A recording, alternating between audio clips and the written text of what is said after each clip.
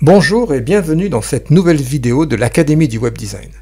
Aujourd'hui nous allons voir la deuxième partie de cette vidéo consacrée au formulaire de JetEngine et nous allons nous pencher plus particulièrement sur le passage de paramètres via des URL en utilisant les données du formulaire. Donc on se retrouve tout de suite sur mon back-office WordPress. Alors pour info, j'ai donc créé un formulaire dans JetEngine que j'ai appelé formulaire article. Ce formulaire est composé de différents champs, notamment d'un champ postname qui sera le nom de l'article. Donc le but, je le rappelle, de ce formulaire, c'est de soumettre un nouvel article et cette soumission sera effectuée par un utilisateur en front sur une page particulière. Donc le formulaire est constitué donc de plusieurs champs, le champ postname pour le titre de l'article et le champ postdate pour la date à laquelle l'utilisateur souhaite que l'article paraisse sur le site. Alors j'ai omis pour l'instant le champ contenu, c'est à des fins de simplification. Alors une fois le formulaire donc créé, comme ceci, j'ai également créé une page ici, donc dans les pages. C'est une page de formulaire ici, donc je vais modifier avec Elementor. Et qui donc va recevoir le formulaire. Donc je me rappelle encore une fois, pour insérer un formulaire JetEngine sur une page, eh bien, il suffit de taper dans la recherche des widgets Elementor Forms. Alors sans pluriel, c'est celui-là, le premier. Le deuxième, c'est le formulaire d'Elementor Pro. Donc c'est le premier qui est constitué de plusieurs petits widgets à l'intérieur. Vous le glissez dans un conteneur. Ensuite, on va chercher formulaire article et donc automatiquement le formulaire arrive. Alors, il est bien constitué du titre de l'article, d'une date souhaitée de publication, ici qu'on pourra sélectionner, et d'un bouton de soumission.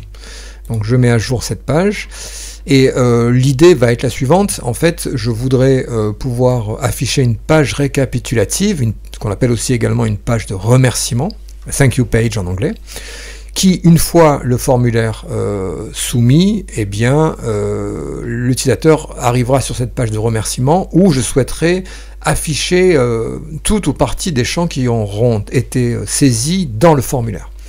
Alors pour ce faire, je vais donc revenir sur le formulaire de JetEngine, ici, modifier le formulaire article, et dans la partie action après envoi, donc on avait vu lors de la vidéo précédente, on avait vu qu'on pouvait envoyer un email. Alors je vais supprimer cette action, et nous allons ajouter une nouvelle action. Donc ici j'édite l'action, et donc j'ai ici plusieurs types d'actions possibles. Alors on a vu envoyer un email, on a également, ce qu'on avait utilisé d'ailleurs dans la vidéo précédente, insérer, mettre à jour un article, enregistrer un nouvel utilisateur, mettre à jour un utilisateur, mettre à jour des options dans la page des options, et ça je reviendrai là-dessus, qu'on peut créer avec JetEngine, appeler un crochet web, donc dans le cas où on souhaite réaliser une interconnexion entre deux applications différentes, notamment via des outils low-code ou no-code. Ensuite, on a la redirection de page, c'est celle que nous allons donc utiliser aujourd'hui. Et enfin, les trois dernières actions sont relatives à la gestion de newsletter pour pouvoir enregistrer un nouvel abonné à notre newsletter, donc soit via MailChimp, ActiveCampaign ou GetResponse. Alors aujourd'hui, on va voir l'action qui s'appelle redirection vers une page. Alors le principe c'est le suivant. J'ai donc ici créé la page remerciement, donc je vais pouvoir, après avoir sélectionné redirection vers une page, sélectionner la page vers laquelle je souhaite que l'utilisateur soit redirigé. Je vais prendre une page statique et je vais sélectionner la page qui est merci. Alors, si j'appuie sur la validation et je mets à jour mon formulaire, on va voir que déjà ce qui va se passer, c'est que lorsque je vais donc aller sur la page du formulaire, donc voir cette page-là, insérer le nom d'un article, nouvel article, alors j'ai enlevé la page, l'action enregistrer un nouvel article, hein. Donc là ça ne va pas créer d'article, ça va simplement rediriger vers la page. Donc, je vais mettre une date au 10 mai 2024, et lorsque je fais envoyer, eh bien j'arrive sur la page « Merci pour vos informations ». Alors l'idée va être la suivante. Ce que je veux, c'est pouvoir effectuer l'affichage des données qui ont été enregistrées dans le formulaire sur cette page, de façon à les récapituler à l'utilisateur. Alors on voit dans l'URL ici que l'URL, le slug de la page merci a bien été inséré, et donc on est bien reparti vers cette page, on a bien été redirigé. Maintenant, ce que nous allons faire, c'est que nous allons rediriger vers cette page, mais en y insérant, en fait, en ajoutant à l'URL les données qui ont été saisies dans le formulaire. Donc c'est un passage de paramètres en mode get dans l'URL. Alors comment faire? Je vais retourner en arrière dans voilà, ici.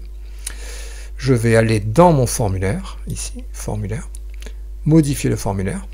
Et dans la redirection de page, donc là on a le nom des champs, donc moi je veux récupérer le champ qui s'appelle post name, hein, post underscore name. Je vous rappelle toujours les noms internes en minuscules, sans espace, sans caractère accentué et uniquement avec des tirets ou des underscores.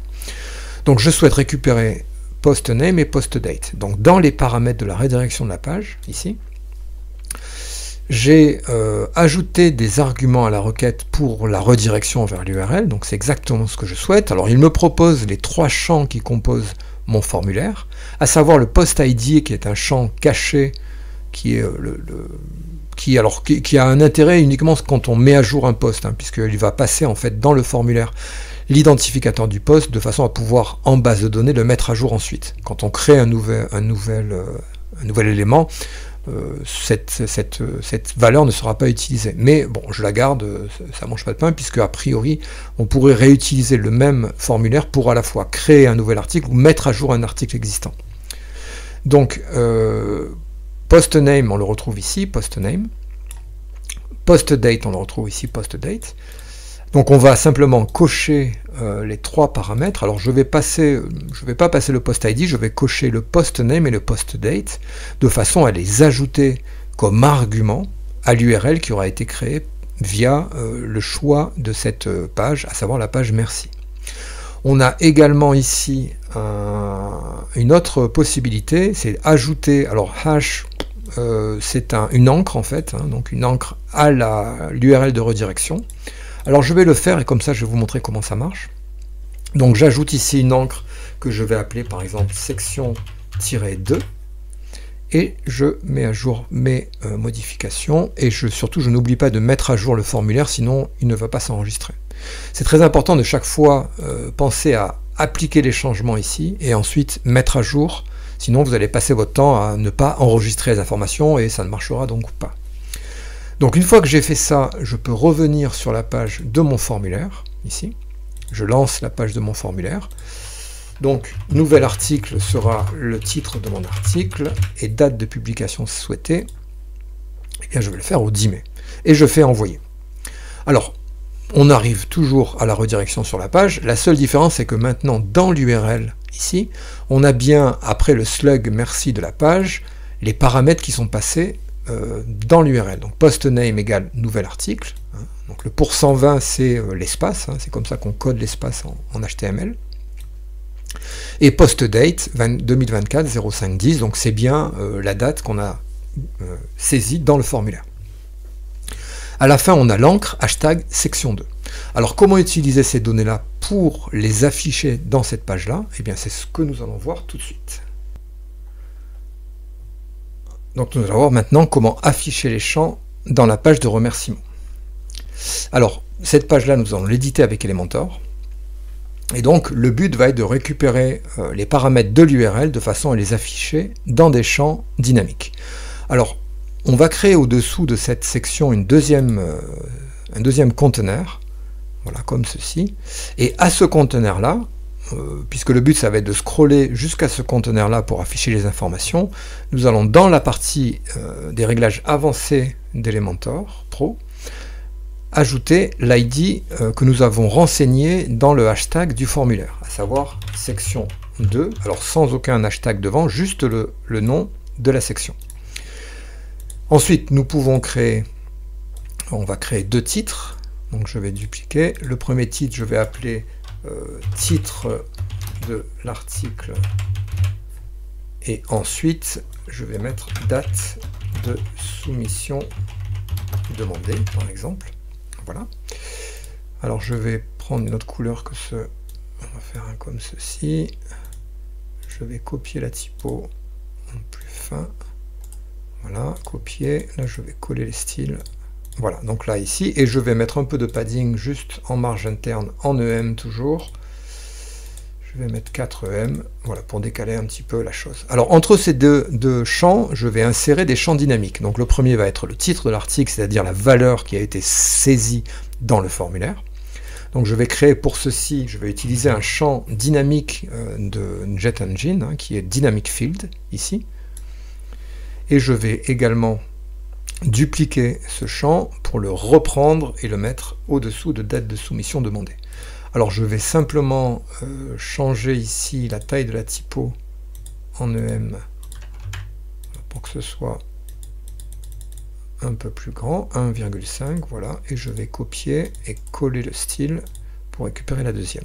Alors pour l'instant, ici, l'avantage des champs dynamiques, c'est qu'on va avoir le choix de la source. Alors ça peut être une source WordPress base de données, c'est-à-dire article, termes de taxonomie, utilisateur, objet courant, etc. Mais nous, on va changer la source vers variable de requête, donc query variable. Une fois qu'on a fait ça, en fait, on va attendre dans le nom de la variable, eh bien, le nom qu'on a sélectionné, le nom qu'on avait sélectionné pour le champ. Alors, je vais retourner ici dans... Je vais le mettre ici. Hop. Je vais retourner dans le tableau de bord pour... vous montrer en tout cas, pour pas qu'on se trompe, le nom de champ, donc modifier. Donc on a le champ postname, c'est celui-ci, hein, donc je vais copier postname ici, donc je vais mettre ici post underscore name pour le nom de la variable. Donc ce nom, je le répète, ce nom de variable, comme on a sélectionné comme source la variable de la requête, c'est le nom, c'est le paramètre qui sera passé en paramètre de la requête, postname. Ensuite, au-dessous, on va faire la même chose, query variable, et là, on va récupérer le deuxième qui est postDate. Donc ici, post underscore date. Voilà, et on va mettre à jour. Alors évidemment, il n'y a pas d'affichage, parce que pour l'instant, d'abord, on est dans l'éditeur d'Elementor, et puis deuxièmement, il faudrait avoir les variables dans la requête, donc pour l'exécuter, on va simplement relancer ici le formulaire. Donc je vais voir la page du formulaire, un été au printemps, donc ça va être le titre de l'article, la date de publication souhaitée va être au 16 mai, et là je fais envoyer. Et donc, ce qui se passe, c'est que, alors on a eu un scroll, on le voit ici, hein, mais la taille ici n'est pas assez importante, il faudrait que j'augmente cette taille là ici, en hauteur pour que ça scrolle beaucoup plus, hein, voilà, je vais augmenter la taille comme ceci, par exemple, je mets à jour, et je vais relancer le formulaire. Donc, un été au printemps. La date, ici, on va le mettre au 16 mai. Envoyer. Voilà, donc on a bien le scroll qui a été effectué en début de section grâce à l'encre. Hein, l'encre, il se trouve ici. Et deuxièmement, on a bien récupéré le titre de l'article un été au printemps et date de soumission demandée 2024-05-16. Alors, cette deuxième information est une information de date, donc elle est formatée par défaut selon le système anglo-saxon, c'est-à-dire la date en premier, le mois et le jour. Alors je vous montre, si jamais vous souhaitez pour ces affichages de dates modifier la façon dont ces dates sont affichées, eh bien vous allez devoir aller sur le champ dynamique, donc c'est le deuxième de date, et là vous avez au-dessous, Customize Field Output, ici. Donc ça permet ici de customiser, par exemple, de pouvoir ajouter un texte avant, par exemple, sachant que la valeur du champ sera le %S. Hein, c'est l'équivalent pour les programmeurs de printf, en C ou en PHP.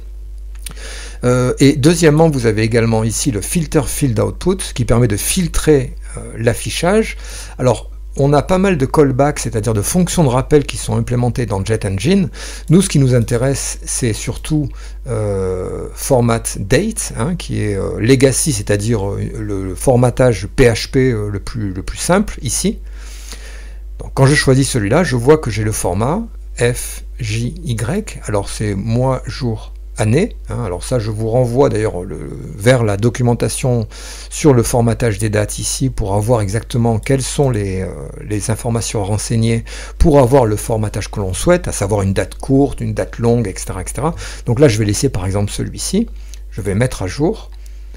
On va revenir sur l'envoi du formulaire. Alors, on va changer printemps en été.